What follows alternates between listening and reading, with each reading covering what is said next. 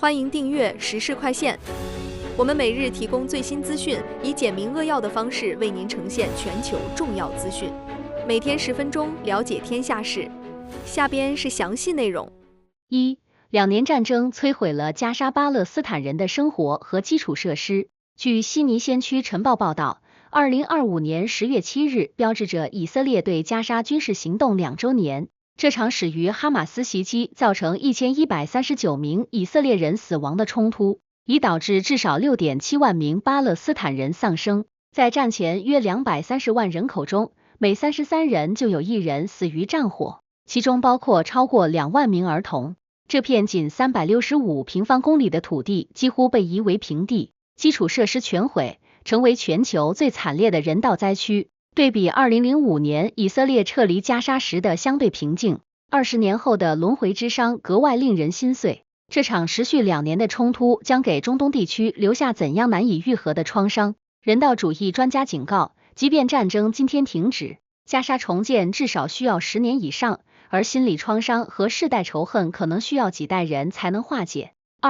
美国因稀土金属限制对中国商品征收100%关税。据挪威国家广播公司报道，10月9日，中国商务部宣布对稀土相关技术和物项实施出口管制后，特朗普于10月10日立即宣布从11月1日起对中国商品追加100%关税。这是继中国限制稀土开采、冶炼分离、磁材制造等全产业链技术出口后，美方做出的强硬反制。稀土是制造高端武器、电子设备的关键材料。中国占全球供应约 70%， 对比2018年首轮贸易战的 25% 关税，此次 100%税率创下历史新高，双方在谈判前夕一意孤行，博弈愈发激烈。这场稀土争夺战会否引发全球供应链的系统性危机？经济学家指出，100%关税将大幅推高美国制造业成本，而中国稀土管制也可能迫使西方国家加速寻找替代供应，最终形成平行供应链体系，全球经济脱钩风险加剧。丹麦通过新舰船、新战机和新总部加强格陵兰防御。据 BBC 报道，面对美国威胁夺取格陵兰岛控制权，丹麦政府1月27日宣布投资146亿克朗约20亿美元加强北极防御。具体计划包括采购3艘新型北极舰艇，增加2架远程无人机，升级卫星监测系统。还将改造康克鲁斯瓦格机场，以支持 F-35隐形战机部署。这是丹麦数十年来最大规模的北极军事扩张。对比此前仅象征性的驻军，此举凸显格陵兰在北极航道和稀土资源争夺中的战略价值。在大国博弈加剧背景下，这个人口仅5.6万的岛屿显得格外孤立。丹麦这场孤注一掷的军事投入能否真正守住格陵兰主权？军事分析家认为，即便丹麦大幅增强防御，面对美国压力仍显力不从心，最终可能需要北约框架下的多边安全保障，否则单凭自身难以长期抗衡超级大国的战略野心。诺贝尔奖表彰基础研究，人类最佳投资。据芬兰国家广播公司报道，2025年诺贝尔奖于10月6日至13日陆续揭晓，再次凸显基础研究的长远价值。物理学奖授予约翰·克拉克等3位科学家，表彰他们发现电路中宏观量子力学隧穿效应。这项看似抽象的理论研究正推动量子计算革命。化学奖则授予北川进等人开发的金属有机框架，这种新材料可用于碳捕获、药物递送等领域。对比上世纪发现 DNA 双螺旋结构时，无人预料其应用前景，如今却催生万亿级生物技术产业。基础研究总是以意想不到的方式改变人类命运。这些看似远离应用的基础研究，究竟会在何时爆发出改变世界的力量？科技史学家强调，从基础发现到实际应用平均需要20到30年，但一旦转化成功，往往带来颠覆性变革。量子计算和新材料技术预计将在未来10年内重塑能源、医疗和信息产业。波兰关键基础设施遭受网络攻击增多，俄罗斯指责其为罪魁祸首。据乌克兰真理报报道，波兰关键基础设施近期遭受频繁网络攻击。波兰情报部门指控俄罗斯是幕后黑手。此前9月9日深夜，19至23架俄罗斯自杀式无人机侵入波兰领空，华沙机场等多个机场被迫关闭。波兰援引北约第4条要求紧急磋商，除物理入侵外，波兰电力系统、通信网络也遭遇密集网络攻击，试图瘫痪关键设施。对比2022年俄乌冲突初期的单纯军事对抗，如今演变为物理与网络双重战场，波兰作为北约前哨国家承受的压力空前加剧。这场混合战争会否将北约拖入与俄罗斯的直接军事冲突？安全专家警告，网络攻击与无人机入侵相结合，正在模糊和平与战争的界限，一旦造成重大人员伤亡，可能触发北约集体防御条款，将地区冲突升级为全面对抗。6. 尽管并非互联网泡沫，但人工智能反弹仍面临风险。据印度薄荷报报道，亚马逊创始人贝佐斯10月3日警告称，人工智能正处于行业泡沫阶段，尽管技术真实可靠。2025年全球风投已向 AI 初创公司投入1927亿美元，创历史新高。英伟达市值突破10000亿美元，股价年内暴涨 30%。但今年1月 DeepSeek 低成本模型发布曾令英伟达单日蒸发6000亿美元。对比1999年互联网泡沫时盲目炒作空壳公司，如今 AI 确实在改变产业，但数千亿美元基建投资能否产生匹配回报仍是未知数，估值泡沫化风险正在累积。这轮万亿级 AI 投资狂潮会否重演互联网泡沫的惨烈崩盘？经济分析师认为，与互联网泡沫不同， AI 技术基础更扎实，但若商业化速度跟不上资本期望，部分高估值公司将面临剧烈调整，投资者需警惕从狂热到恐慌的急速转变。7. 中国劳动力萎缩威胁经济增长和全球雄心。据华盛顿邮报报道，中国劳动年龄人口持续萎缩，2024年末16至59岁劳动力为58亿人，占总人口 60.9%， 较峰值已明显下降。人口老龄化加剧，出生率持续走低，劳动力供给面临结构性挑战。尽管劳动力素质提升，大专及以上学历劳动者比重上升，但总量减少仍制约经济潜在增长率。专家预测2025至2035年 GDP 年均增速约4%，95%，全要素生产率贡献将从54%9%提升至63.4%。对比改革开放初期依靠庞大人口红利实现高速增长，如今中国必须从劳动密集型转向技术密集型发展，转型压力空前。劳动力持续萎缩会否动摇中国成为全球第一大经济体的雄心？经济学家指出，劳动力萎缩将长期拖累经济增速，若不能通过技术创新和生产率提升弥补缺口，中国可能陷入未富先老困境，超越美国经济总量的时间表将大幅推迟，全球产业链重组也会加速。8. 英国、德国和法国采取行动扣押俄罗斯资产给乌克兰。据比利时晨报报道，欧盟领导人10月2日在哥本哈根会议上推动一项赔偿计划，动用冻结的俄罗斯国有资产向乌克兰提供1640亿美元贷款，用于战后重建。英国已率先向乌方提供22.6亿英镑贷款，乌克兰将用俄罗斯被动资产产生的收益偿还。自2022年俄乌冲突爆发，西方冻结约3000亿美元俄资产，其中逾2000亿欧元存于比利时欧洲清算银行。对比此前西方担心法律和金融反弹而犹豫不决，如今英德法立场转变，仅比利时仍在抵制，被盟友怒批只想受益不想承担风险。这是史上首次大规模动用主权国家被动资产援助他国，直接没收俄罗斯主权资产会否引发全球金融秩序的信任危机？国际法专家警告，此举开创危险先例，可能动摇美元和欧元作为储备货币的地位，其他国家将加速外汇储备去美元化，长远看会削弱西方金融霸权，而俄罗斯也必然实施对等报复。9. Z 世代抗议活动蔓延至尼泊尔、印度尼西亚、秘鲁、马达加斯加和摩洛哥。据法国赫芬顿邮报报道，2025年9月以来 ，Z 世代抗议浪潮席卷全球多国。尼泊尔因政府禁封26个社交平台，引发全国暴动。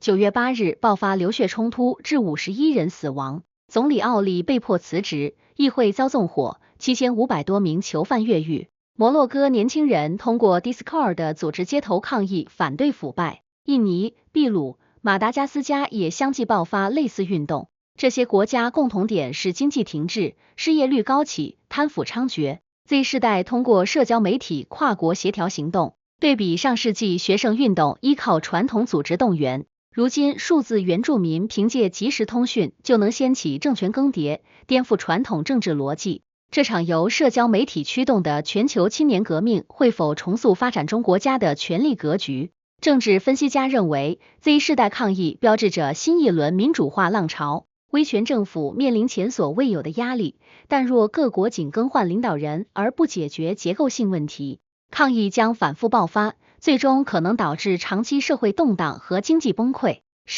磁性聚合物灯笼可远程改变形状。据科学日报报道，研究人员开发出一种可远程控制变形的磁性聚合物材料，形似可折叠的灯笼结构。这种智能材料内嵌微型磁性粒子，在外部磁场作用下能实现精确的形状转换，从扁平状态展开成立体灯笼，或收缩成紧凑形态。研究团队表示，该材料可应用于软体机器人、生物医学植入装置和自适应结构等领域。例如，在微创手术中，医生可通过体外磁场控制植入物形态，无需二次开刀。对比传统刚性材料只能被动承受外力，这种主动变形材料代表着从静态到动态、从被动到主动的材料革命。这种能随意变形的智能材料会否彻底改变未来制造业和医疗的游戏规则？材料科学家指出，磁控变形技术一旦成熟，将催生全新的产品形态，从可自我调节的建筑结构到体内靶向给药系统。但大规模商业化仍需解决成本和耐久性难题，预计5到10年内才能进入实用阶段。纽约时报拒绝五角大楼的媒体访问限制。据罗马尼亚热点新闻报道，特朗普政府1月31日要求包括纽约时报在内的4家主流媒体从五角大楼专用办公场所撤离，理由是为其他媒体腾出空间。纽约时报、全国公共广播电台、全国广播公司新闻台和政治报被要求在2月14日前腾空位置，这是美国历史上首次大规模驱逐主流媒体，取而代之的是纽约邮报等亲政府媒体。纽约时报明确拒绝接受这一限制，声称有着挑战政府的悠久传统，从报道五角大楼秘密文件到调查政府窃听项目从不妥协。对比历届政府尊重新闻自由的传统，特朗普政府此举被批为对媒体独立性的公然打压。这场政府与主流媒体的正面对抗会否导致美国新闻自由的历史性倒退？新闻伦理学者警告，驱逐批评性媒体是威权政治的典型手段。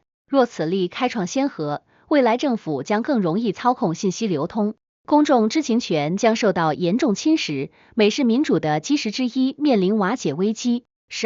平民返回被毁家园之际，哈马斯在加沙动员7000名战士。据印度马特鲁布米报道，2025年10月9日，以色列与哈马斯达成第一阶段停火协议后，加沙平民陆续返回满目疮痍的家园。但哈马斯同时在废墟中动员约7000名战士重组武装力量。2年战争已造成超过 6.7 万巴勒斯坦人死亡，加沙几乎被夷为平地，基础设施全毁。尽管特朗普宣布双方迈出和平第一步，但哈马斯趁停火期招募新兵、修复武器库的举动令和平前景蒙上阴影。对比2005年以色列撤离加沙后的短暂平静，20年后的今天，仇恨更深，创伤更重，停火随时可能破裂，加沙陷入战争与停火的死循环。这份脆弱的停火协议能否真正终结加沙2年的浴血厮杀？中东问题专家悲观指出，只要哈马斯继续武装重建，以色列就不会放弃军事压力，双方缺乏政治解决意愿。停火只是下一轮战争前的喘息，加沙人民将继续承受无尽苦难，中东和平遥遥无期。德国总理默茨前往埃及参加加沙停火和平庆祝活动。据法国国际广播电台报道，2025年10月9日，以哈达成第一阶段停火协议后，德国总理默茨前往埃及开罗参加和平庆祝活动。此次停火协议在埃及和卡塔尔斡旋下达成，结束了长达2年的血腥冲突。协议包括为期42天停火，释放33名以色列人质，以换取部分巴勒斯坦囚犯，以军部分撤军等条款。值得注意的是，莫茨此前5月曾公开批评以色列在加沙的军事行动已不再正当，称无法理解其目的。对比德国一贯坚定支持以色列的立场，此次莫茨参加庆祝活动显示其政策微妙转变，但作为北约核心成员国领导人亲临现场，也凸显西方对中东和平的迫切期待。莫茨这次高调的和平姿态能否真正推动中东地区走出战争泥潭？中东问题专家指出，德国态度转变反映欧洲对以色列行动的耐心耗尽，但停火协议仍有太多不确定性。哈马斯继续武装重建，以色列随时可能恢复攻势。若协议破裂，莫茨此行将成为尴尬的政治秀场。14. 联邦法官解除要求 OpenAI 保留所有 ChatGPT 数据以应对纽约时报诉讼的命令。据科技媒体报道，美国联邦法官近日解除了此前要求 OpenAI 无限期保留全部 ChatGPT 对话数据的命令，但已保存记录仍可供查阅。此前2025年5月13日，地方法官奥纳王签发保护令，要求 OpenAI 保存所有对话日志，以应对纽约时报版权诉讼。此举影响全球超4亿用户。纽约时报指控 OpenAI 未经许可使用其数百万篇文章训练 AI 模型，提交了22万页证据显示 ChatGPT 输出内容与其新闻高度相似。OpenAI 则反击称该媒体雇人入侵系统，使用欺骗性提示生成侵权案例。对比传统版权纠纷，这场 AI 时代的知识产权大战牵涉用户隐私、数据主权和技术伦理多重矛盾，开创史无前例的法律困境。这场诉讼会否重新定义人工智能时代的版权边界和数据权利？法律学者认为，若纽约时报胜诉，将迫使所有 AI 公司重新审视训练数据来源，大幅提高合规成本，甚至窒息创新。但若 OpenAI 获胜，则意味着内容创作者权益被彻底牺牲给技术巨头，双方博弈将深刻影响 AI 产业未来走向。16. 科学家发现南极海床甲烷渗漏速度惊人。据新西兰国家广播电台报道，国际科学团队10月在《自然通讯》期刊发表研究，在南极罗斯海浅水区发现40多个海床甲烷渗漏点，气泡以惊人速度从海底裂缝涌出。令人震惊的是，这些区域数十年来一直接受常规调查，此前从未发现渗漏现象，说明这些甲烷渗漏点是最近才出现的。甲烷是效力比二氧化碳强28倍的温室气体。研究人员在曾经开展美国麦克默多站附近首次发现活跃甲烷渗漏，对比北极永久冻土融化释放甲烷的已知风险，南极海床渗漏此前被认为罕见，如今却可能成为气候变化的新引爆点。这些突然出现的甲烷渗漏会否触发不可逆的气候连锁反应？气候科学家警告，若全球持续变暖，南极甲烷渗漏可能从自然实验室变成危险中心，就像被激怒的猛兽，一旦大规模释放，将加速温室效应，形成恶性循环。人类控制气候变化的窗口期正在急剧缩小。17. 美国因间谍担忧禁止中国智能手表和相机。据意大利共和报报道，美国联邦通信委员会近日加强执法，要求主要在线零售商下架数百万件被禁的中国电子产品，包括智能手表和监控摄像头。早在2022年11月，FCC 就以国家安全为由禁止华为、中兴、海康威视等中国企业设备进入美国市场。2025年2月，国土安全部警告称，中国制造的联网摄像头缺乏数据加密和安全设置，默认与制造商通信，可能被用于监视美国关键基础设施。对比2019年国防授权法案仅限制政府采购，如今禁令扩展至民用市场，连智能手表都成为间谍嫌疑对象。美国对华科技围堵已从 5G 延伸至消费电子全领域。这场对中国电子产品的全面封杀会否引发美国消费者的强烈反弹？产业分析师指出，中国品牌占美国智能设备市场约 40% 份额，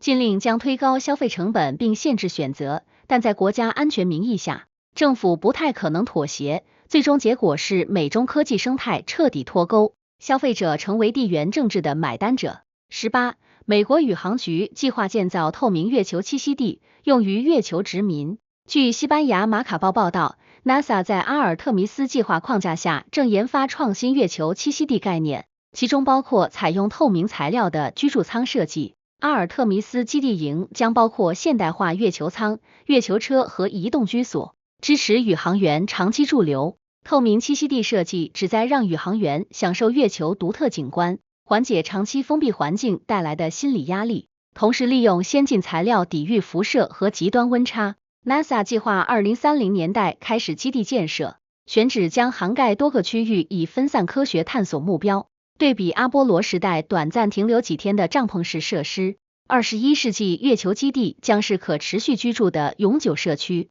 为火星任务奠定基础。透明月球栖息地这一大胆设想能否真正实现人类的星际殖民梦想？航天工程师指出，透明材料需同时满足抗辐射、保温隔热、抗陨石撞击等极端要求，技术难度极高，但若成功，将彻底改变太空居住体验，让宇航员在地外也能仰望星空。这不仅是工程突破，更是人类诗意栖居宇宙的象征。19. 中国对台湾新礼站部队实施新制裁。据联合新闻网报道，中国厦门市公安局10月11日发布悬赏通告，对提供台湾军方新战大队18名骨干成员线索并协助逮捕者，提供最高1万元人民币约1400美元奖励。这些人员被指控从事台独活动，包括网络宣传、舆论操控和组织颠覆活动。新战大队全称为台湾政治作战局心理作战大队，长期从事对大陆的心理战和信息战。此举是继今年以来中国密集制裁台独分子后的再次升级，从政客、学者扩展至军方人员。对比过去仅限于口头谴责和禁止入境，如今公开悬赏缉捕，标志着两岸对抗从政治博弈演变为准执法行动，台海局势愈发紧绷。这种公开悬赏台湾军人的做法，会否彻底撕裂两岸关系最后的缓冲地带？两岸问题专家警告，将台湾军方人员定性为罪犯公开追捕，严重违反国际惯例，不仅会激化台湾民众敌意，也为未来军事冲突埋下伏笔。一旦擦枪走火，将难以收场，和平统一希望进一步渺茫。2022年备忘录详述哈马斯10月7日袭击计划，包括针对平民。据以色列时报报道，以色列情报部门发现，哈马斯早在2022年就制定了详尽的10月7日袭击计划备忘录，明确列出攻击目标包括基布兹平民社区、青少年活动中心和小学，目的是尽可能多的杀害平民并绑架人质。文件显示，哈马斯事先侦查了边境社区，策划用火箭弹掩护地面突袭，迅速将人质劫持回加沙。2023年10月7日袭击造成1139名以色列人死亡，251人被劫持为人质。讽刺的是，以色列情报部门和军方得到这份计划，却不相信哈马斯有能力组织数千人协同攻击。对比历次巴以冲突中的临时交火，此次有预谋的大规模屠杀平民震惊世界，也成为以色列2年血腥报复的导火索。这份早已掌握却被轻视的袭击计划，暴露了以色列情报系统怎样的致命盲点。反恐专家指出，以色列长期傲慢地低估哈马斯能力，过度依赖技术监控，而忽视人类情报。这种战略误判不仅导致10月7日惨剧，也将以色列拖入旷日持久的加沙战争泥潭。情报失败的代价是数万人生命。21. 喀麦隆的保罗比亚寻求第8个任期，加入其他年迈的非洲领导人行列。据美国国家公共电台报道，92岁的喀麦隆总统保罗比亚参加10月12日大选，寻求第8个总统任期。他自1982年掌权至今已43年，是非洲在位时间第2长的领导人。喀麦隆面临食品价格飙升、青年失业率高企、北部武装袭击和南部英语区分裂冲突等多重危机，但820万选民中许多人对投票已失去信心，认为选举制度完全向执政党倾斜。对比1990年代迫于压力接受多党制时的承诺，如今比亚政权已蜕变为事实上的终身制。与津巴布韦穆加贝、赤道几内亚奥比昂等非洲老人政治代表如出一辙，民主沦为遮羞布。这些拒绝交权的非洲老人会否将整个大陆拖入长期停滞的深渊？